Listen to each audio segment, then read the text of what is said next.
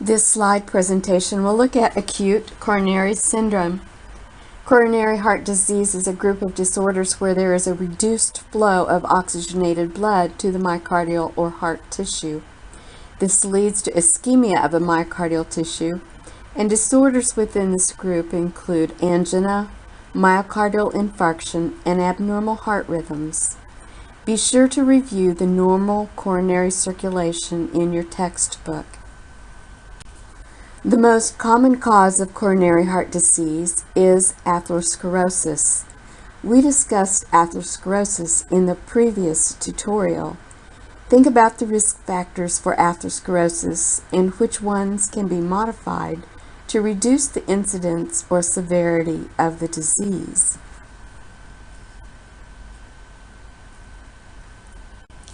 Most individuals who have atherosclerosis also have narrowing of one or more coronary arteries.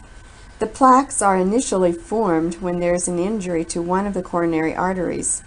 What causes this injury is not well understood, but like atherosclerosis in the systemic circulation, it is thought that atherosclerosis develops in the coronary arteries due to smoking, hyperlipidemia, infections, etc. The plaque formations gradually increase in size. It is thought that once the plaque obscures 75% of the artery lumen, there is a significant reduction of blood flow to the area that coronary artery serves.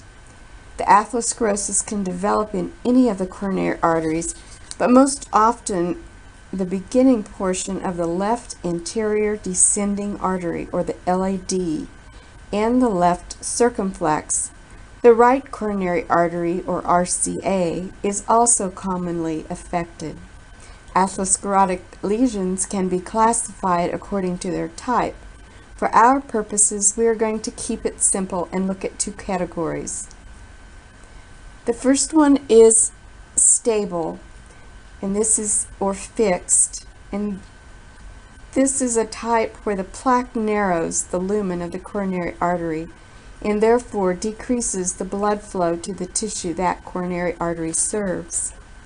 Unstable is the other type, and this type of plaque is more prone to rupture and break off, which initiates a thrombus formation. Angina pectoris occurs when the heart does not get enough oxygen to meet its metabolic needs.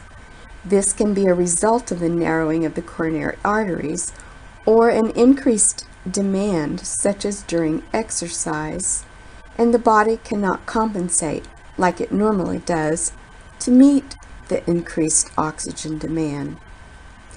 When the increased demand for oxygen by the myocardial tissue cannot be met, the most common response is chest pain.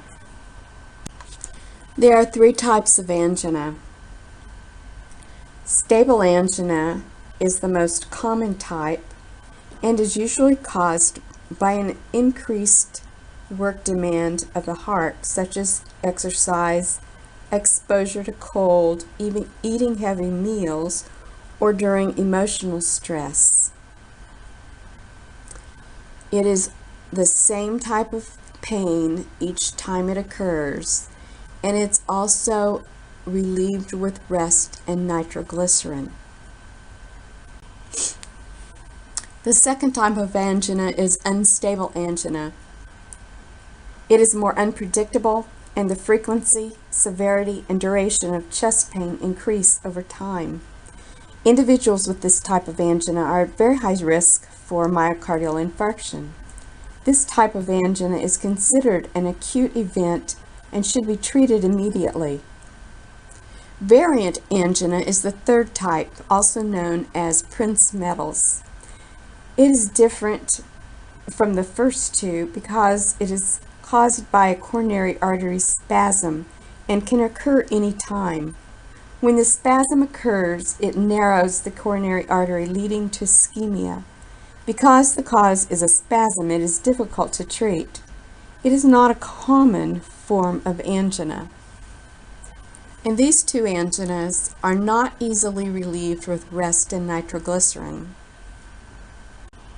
Which of the following could precipitate chest pain in an individual with stable angina? A. Sitting reading a book. B. A leisurely walk in the mall. C. Going for a walk during a snowstorm. Or D. Singing in a choir. The answer is going for a walk during a snowstorm. This type of activity increases the demand for oxygen with exercise and cold weather, which is typical of stable angina. Acute coronary syndromes is a term used to categorize those disorders that cause acute versus chronic myocardial ischemia.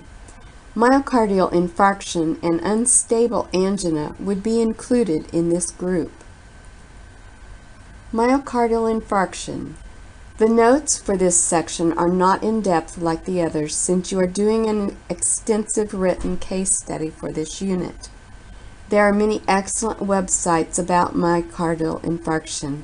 I have listed the ones below that I have found most helpful for students.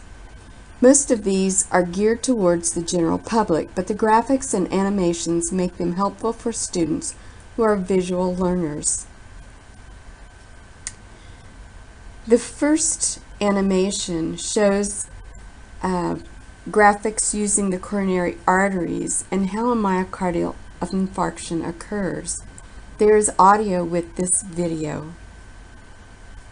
The slideshow was designed for patient education.